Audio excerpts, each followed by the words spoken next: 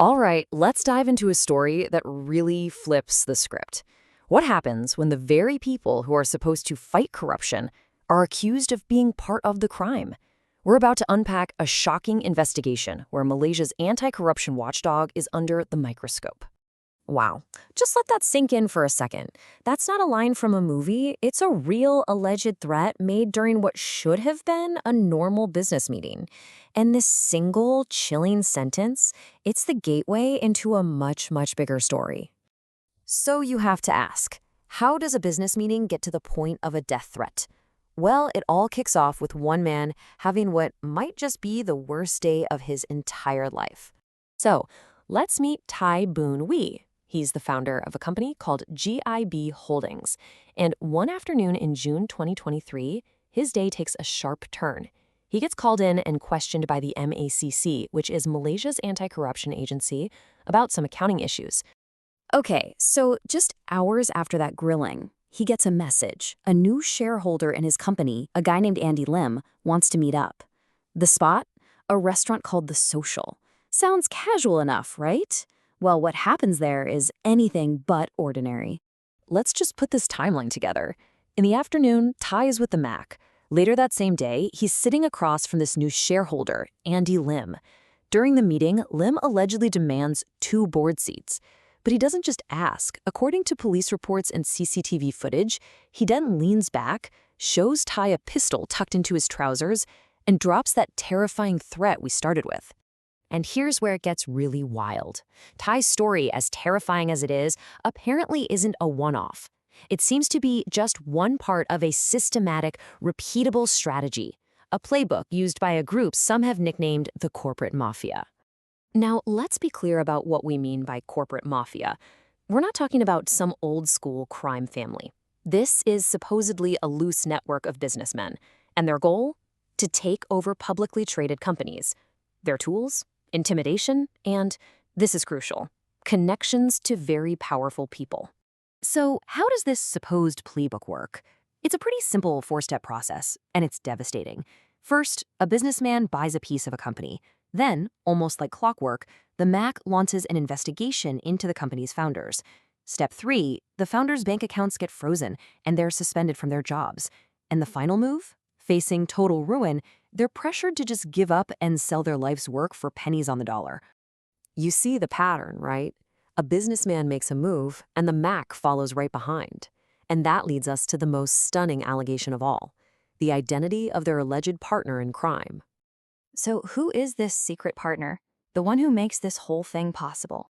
It's the MACC itself. Yeah, the very agency that exists to stop corruption is being accused of being the key player, the muscle in these hostile corporate takeovers. It's absolutely mind-boggling. Of course, the MACC denies everything. Their official line is that they reject any idea that private interests influence their investigations.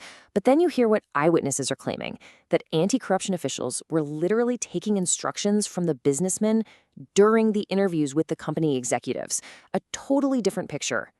And the details get even more damning. We're talking about claims that associates of these businessmen were physically inside MACC headquarters while people were being questioned. That MACC officials were the ones suggesting, hey, just sell your shares for cheap and we can make this all go away. And they even allegedly let the businessmen's associates into interrogation rooms to negotiate so-called settlements. It paints a picture of complete and total collusion. So you have to wonder, is this just a few rogue agents? Well, the investigation suggests the problem might go much, much higher, all the way to the top of the MACC. Let's talk about the man in charge, the MACC's chief commissioner, Azam Baki. Turns out, he's no stranger to controversy himself. Back in 2022, he was at the center of a huge scandal for allegedly owning way more shares than the 100,000 ringgit limit for public officials. His explanation? He said his brother was just using his trading account. But when the Securities Commission looked into it, they basically said they couldn't find any evidence of that, leaving a lot of big questions hanging in the air. And here is where the whole story comes full circle. An internal MACC memo reportedly describes Andy Lim, yep, the same guy from the restaurant, the one with the gun, as a close friend of the MACC chief Azam Baki. The alleged connection couldn't be more direct. The investigation highlights 3 specific times Azam Baki is accused of stepping in personally. First, allegedly pushing MACC prosecutors to charge the takeover targets. Second, promoting an official who supposedly had ties to this mafia network. And third, maybe his most unbelievable one, personally calling the federal police to ask them to give Andy Lim his gun back and to drop the case. All of this, every single detail, brings us to a timeless and, in this case, a very urgent question. This quote from one of the executives targeted in all this, it just says everything. It's about that gut-wrenching feeling of losing all faith in the system, of feeling completely helpless when it seems like the game is rigged from the start. So what was the real-world cost for these founders? Let's just look at the results. The N brothers from Revenue Group, forced out, sold their shares, and now they're facing criminal trials. The founders of MJet's Air, ousted, and they're on trial too. And Tai Boon Wee, the man we started with, he was actually acquitted of the charges, but his sons are running the company now. The pattern is pretty stark. Even when you manage to win, you still lose. Which leaves us right here with this one fundamental question. In a country that's already been through so many corruption scandals, who is watching the watchdog?